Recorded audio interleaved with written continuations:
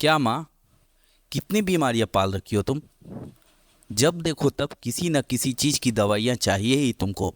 अरे पैसे पेड़ पर नहीं उगते कि सारा पैसा तुम्हारी दवाइयों में ही लगा दूं मैं। अरे दवाइयाँ तो दवाइयाँ, तुम्हारे खाने पीने में भी नौ नखरे हैं। डॉक्टर ने ये खाने को बोला है, डॉक्टर ने वो खाने को बोला है।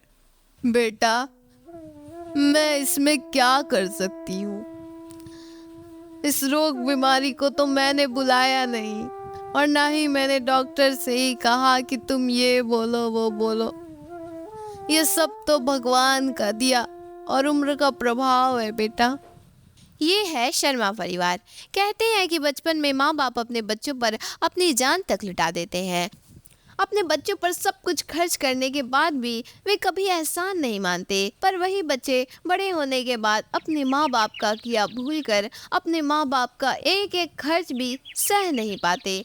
ऐसा ही कुछ हाल इस परिवार में भी है। अरे मोनू बेटा, मेरे पेट में बहुत दिन से दर्द है। थोड़ा चल के हॉस्पिटल में डॉक्टर से दिखवा देता मुझे। सॉरी पापा, मेरे बॉस की आज बर्थडे पार्टी है। आज नहीं जाऊंगा तो वो क्या सोचेंगे। अच्छा बेटा, ठीक है तू जा। अरे सोनू, तू मुझे हॉस्पिटल ले चलेगा क्या? हॉस्पिटल पापा? अरे हॉस्पिटल क्या जाएंगे पापा, वहाँ पे बहुत भीड़ होती है और उतना बड़ा लाइन, उतना लंबा लाइन। इससे अच्छा है यहीं हिंगर दिखा करके कुछ देखिए, शायद ठीक हो जाए। हाँ पापा जी, आप न पेन किलर खा लीजिए, आपका दर्द छू मंतर हो जाएगा। पर बहू, बुरा असर भी तो पड़ेगा ना। ओहो पापा जी, ऐसे ही लाखों लोग रोज दवा खाते हैं, आप इतना क्यों सोचते हैं? खाइए ना।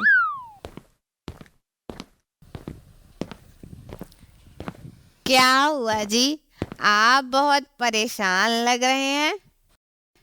अरे क्या बताऊं, पता नहीं क्यों पेट बहुत दर्द कर रहा है। अरे पेट दर्द कर रहा है तो सोचना क्या है, आपकी तो दो दो बहुएं हैं, दो दो बेटे हैं, किसी से भी कहेंगे तो दवाई आ जाएगा।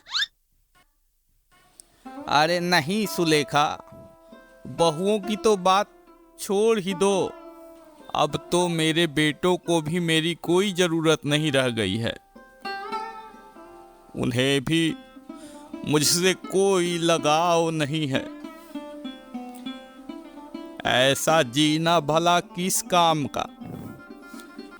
अरे इस बुढ़ापे की वजह से तो बहुएं ही नहीं, बेटे भी बढ़ बढ़ कर बोलने लगे हैं। ऐसा अपमानित जीवन किस काम का है। क्या हुआ जी, आप ऐसे क्यों बोल रहे हैं? मुझे पूरी बात तो बताइए। महेश सारी बात सुलेखा को बताता है। ऐसा मत सोचिए जी, हो सकता है सोनू के पास पैसों की कमी हो और मोनू की कोई मजबूरी रही हो। कहते हैं ना, माँ माँ होती है, उसमें स्वार्थ का तो नामो निशान नहीं होता। ऐसे ही सुलेखा को बच्चों के बुरे व्यवहार से तो दुख होता था, पर फिर भी उसका प्यार कम नहीं होता। कुछ दिनों के बाद, अरे बेटा देख ना, तेरे पापा को ये क्या हो गया, ये आंखें क्यों नहीं खोल रहे। बेटा बेटा, इन्हें जल्दी से हॉस्पिटल ले चल, इससे पहले कि देर हो जाए। सोनू और मोनू महेश को जल्दी से हॉस्पिटल ले जाते हैं। घबराने की कोई जरूरत नहीं है। अरे इस उम्र में तो ऐसी छोटी मोटी बीमारियां लगी ही रहती हैं। आप एक सप्ताह बाद इन्हें ले जा सकते हैं। डॉक्टर ज़्यादा पैसा तो नहीं लगेगा ना? नहीं, ज़्यादा तो नहीं, लेकिन हॉस्पिटल में रहने का चार्ज, दवाइयों का खर्च, खाने पीने का खर्च और चेकिंग का चार्ज वो मिला करके 10,000 तो आपको देना ही पड़ेगा। 10,000? 10,000? हे भगवान, इन लोगों के खर्चे तो खत्म होने का नाम ही नहीं ले रहे। अरे अगर आप लोगों की कमाई इसी तरह से इन बुढ़ों पर ही खर्च होती रहेगी तो हमारे बच्चों के भविष्य का क्या होगा। मुझे तो ऐसा लगता है ये दोनों हमें कंगाल बनाकर इस स्वर्ग सिधारे। भैया, भाभी ठीक कह रही हैं। इतने सालों से हम इन्हें बैठाकर खिला पिला रहे हैं और इनका इतना खर्च उठा रहे हैं। अगर यही हम अपने पर और अपने बच्चों पर लगाए होते तो आज हमारे बच्चे भी सभी बच्चों से होनहार होते और हम लोगों का बुढ़ापा भी सुख चैन से गुजरता। वही तो, मेरी पड़ोसन और मेरी सहेलियां भी मुझे चिढ़ाया करती हैं। जब वे अपने गहने और साड़ियां दिखाती है तो मुझे उनसे आंख मिलाने में भी शर्म आती है। हाँ जी, अब आप ही कुछ सोचिए, इन लोगों का क्या करें हम। तुम लोग सही कह रहे हो।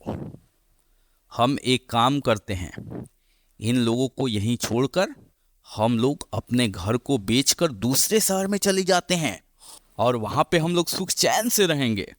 कम से कम इन लोगों के खर्च से तो बच जाएंगे।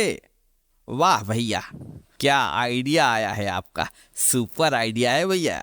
हाँ भैया, मैं तो तैयार हूँ। क्यों दीदी? हाँ काजल, हम लोग आज ही निकल चलते हैं।